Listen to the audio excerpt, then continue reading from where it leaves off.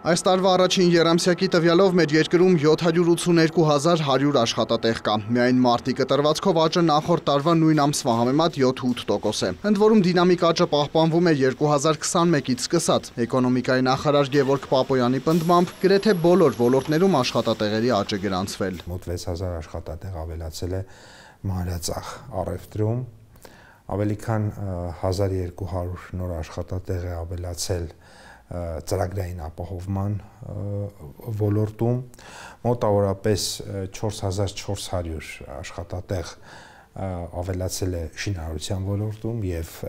պետական եւ մասնավոր շինարարություն։ Ես ի նկատի ունեմ 1700 աշխատատեղ ավելացել է հանրային սննդի ոլորտում եւ առողջապահության ոլորտում ունենք ավելացած մոտավորապես 2400 նոր աշխատատեղ եւ հետաքրքիր է նաեւ ֆինանսական հատվածի ցուցանիշները, ֆինանսական հատվածում ավելացել է մոտ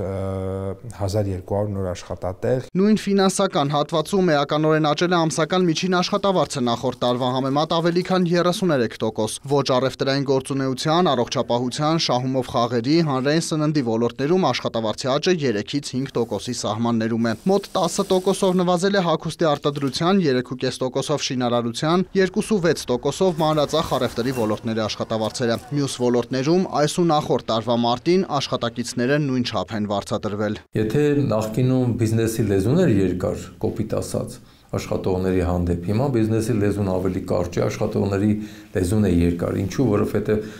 կրթությունը ցավոք սրտի չկարողացավ շուկան ապահովել մասնագետներով եւ այսօր մենք բոլոր ոլորտներում ունենք դեֆիցիտ մասնագետների, հատկապես նաեւ այն ոլորտները, որոնք տնտեսապես ակտիվ են եւ այլն։ Եվ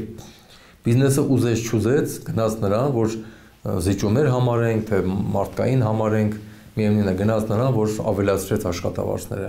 Դա էլ աշխատավարձների ավելացումը գեներացրեց նաև աշխատատեղերի ստեղծում, ինչու որտեղ մարդիկ տեսան, մասնավոր սեկտորում այսպիսի գումարներ կարելի է ստանալ, ինչու ոչ։ Նախարար Պապոյանը մեկ այլ ցուցանիշ է ներկայացնում, նախորդ ու այս տարիների մարտի համադրությամբ 0.1%-ով նվազել է մինչև 150,000 դրամ ստացող աշխատողների թիվը, որոնք սակայն ընդհանուրի գրեթե կեսն են։ 150,000-ից ավելի աշխատավարձ ստացողների թիվն ավելացել է 8.2%-ով, հասնելով 325,375-ի։ 2 միլիոն դրամ եւ ավել վճարվող աշխատատեղերը, եթե անցած տարի մարտին 11000-ից մի փոքր էր ավել, հիմա արդեն 12700-ից ավել է, այսինքն ավելի քան 1700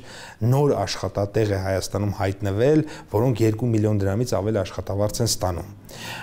Նույնը վերաբերվում է կես միլիոնից մինչև 2 միլիոն հատվածում։ Եթե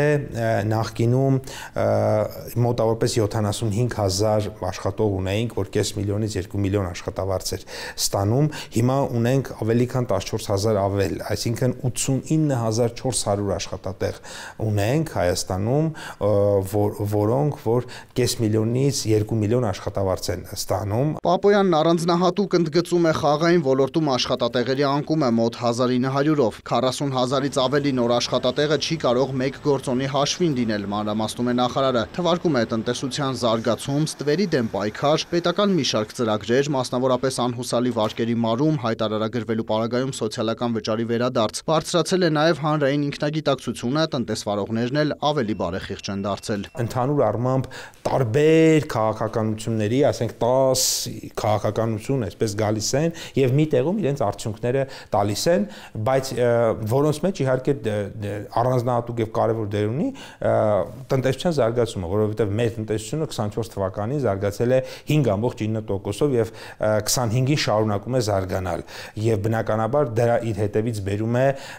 աշխատատեղերի ստեղծում, աշխատավարձերի բարձրացում, որոնք այս ինչ որ չափով իրենց ազդեցություն ունենում են թվերի վրա եւ այսպես մյուս բոլոր ծրագրերը։ Սոցիալ-տնտեսական զարգացման կենտրոնի ղեկավար Գագիկ Մակարյանը նշում է, որ ամեն դեպքում մարզերում աշխատանք գտնելը շարունակում է խնդիր լինել։ Իր տվյալներով այսօր աշխատավարձի ընդհանուր ֆոնդի միայն 20%-ն է գեներացվում մարզերում։ Պետական քաղաքականությունը պետք է ավելի հասցեական դառնա մարզերում։ Պետությունը պետք է մասնավորի հետ փորձի համագործակցելով ստեղծել արտադրություններ, ծառայությունների կենտրոններ, միայն հույսը դնել, թե туриզմը կգեներացնի զբաղվածություն եւ այլն, դա բավարար չի։ Միայն հույսը դնենք, թե հիմա շինարարությունը կտեղափոխվի դեպի մարզեր, այնտեղ կգեներացվի շինարարությունը եւ աշխատատեղեր, դա դեռ վաղ է ասել։ Իդեպ աճ կա նաև հարկման բազայում։ Այս մարտին նախորդի համեմատ բոլոր աշխատողներին վճարված աշխատավարձը ավելացել է 13.7%-ով, հասնելով 275.1 միլիարդ դրամի։ Մուշեղ Իսախանյան, Դավիթ Մաչկալյան, Ժիրայր Հաբետյան, լուրեր։